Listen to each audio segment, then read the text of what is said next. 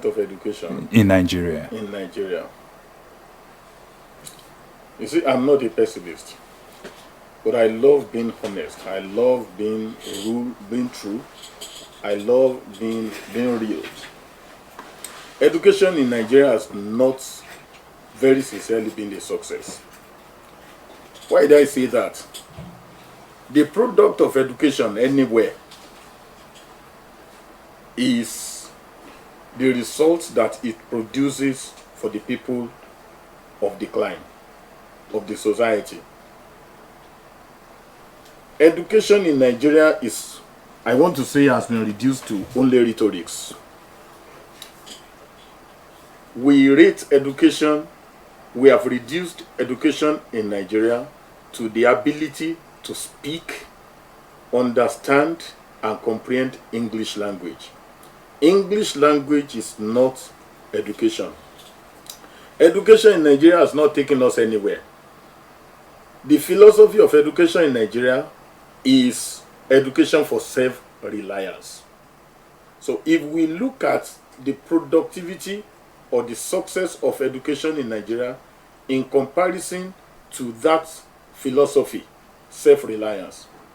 Now, do you want to tell me today, will anyone come out to say products of education in Nigeria are self-reliant?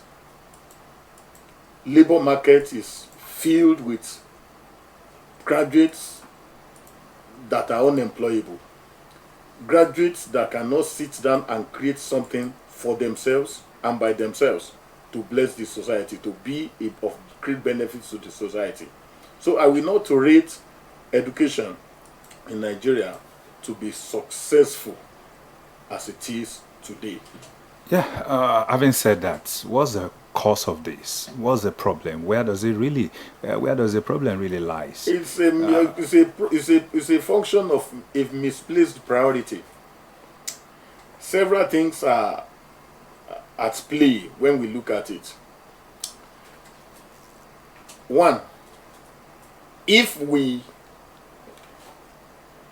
don't embrace what we have, if we don't really come together as a nation to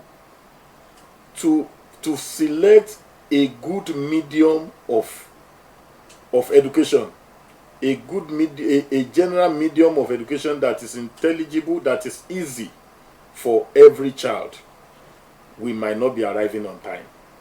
Let me cite an example. Professor Babatunde Fafunwa conducted a research in the 80s, in the 90s, probably late 80s. He grouped some pupils and they were taught in the local language. They were instructed with the local language. Another group was instructed with English language. The result is that those that were taught those that were instructed with the local language came better than those that were instructed with the foreign language. Language analysts are of the opinion that you first interpret, that you are tasking a child when you when you are teaching a foreign language, when you are teaching a child, when you are not teaching a child with his mother tongue, that you are tasking such a child, because as you speak, he will first interpret it into his mother tongue before he begins to process the information you give him. So the issue of language, Nigeria has to settle that. Number two, I talk about misplaced priority. Number two, Nigeria has to place more emphasis on technology or technical or vocational education more than rhetorics. You see parents telling their children, don't speak Yoruba, don't speak Igbo, don't speak the Hausa, don't speak this, don't speak that. That is not where we are going. Result is what we need, not rhetorics. Not your ability to speak, not your ability to communicate. Let those who really want to communicate face communication. But those that are really going to bring about solution to the issues of the society, let them be technically inclined enough. Let leather tanners learn it and do it with all perfection to world standard. Let iron fabricators be able to do it acceptably to world standard. Let those who will be working on turning and furniture be able to do it to world standard. Except we begin to walk along that line, we may not be going anywhere. Yes, I was going to bring you back to the issue of mother tongue and its implications on learning.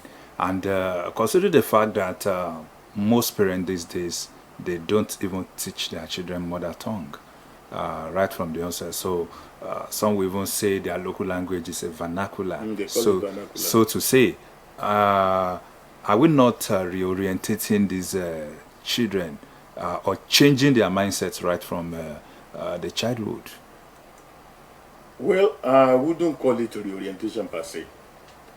I will call it a kind of bastardizing their ground, their foundation, making them hate what they ought to love, and making them to love. Anyway, I wouldn't want them to hate anything, to hate any language, but every child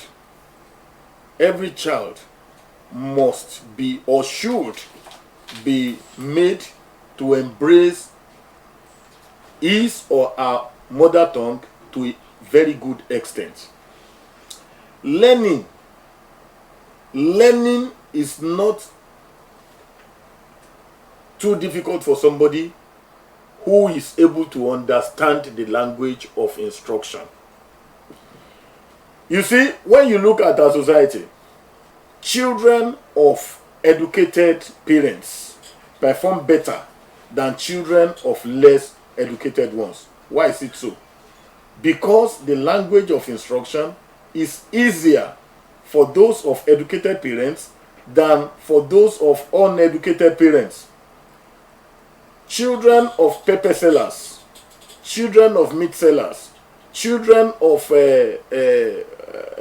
calabash designers and all that, carvers,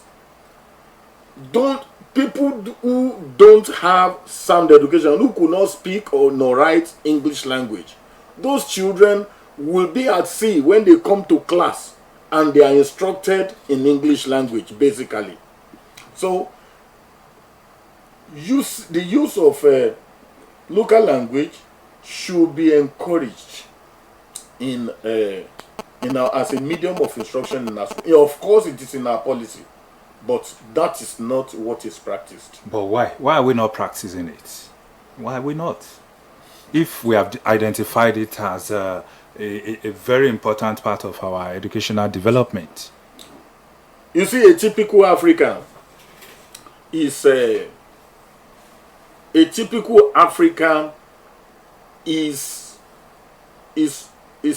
buffeted or is inflicted by inferiority complex.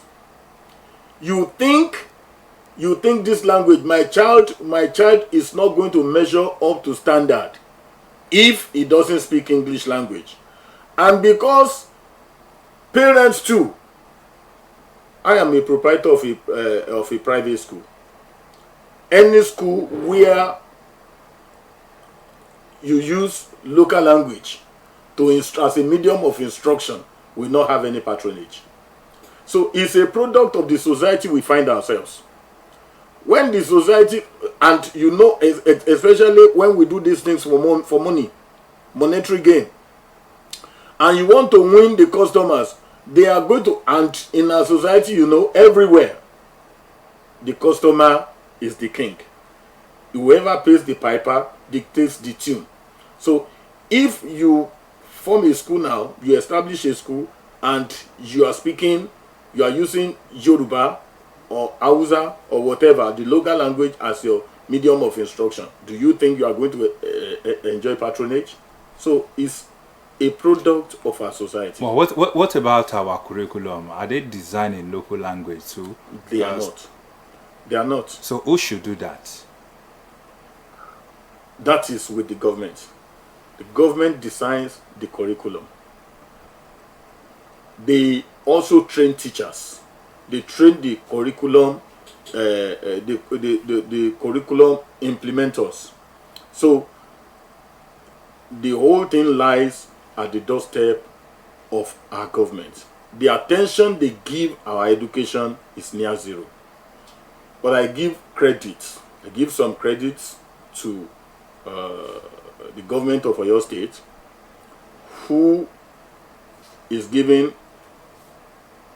attention to the education of the pupils of Oyo State.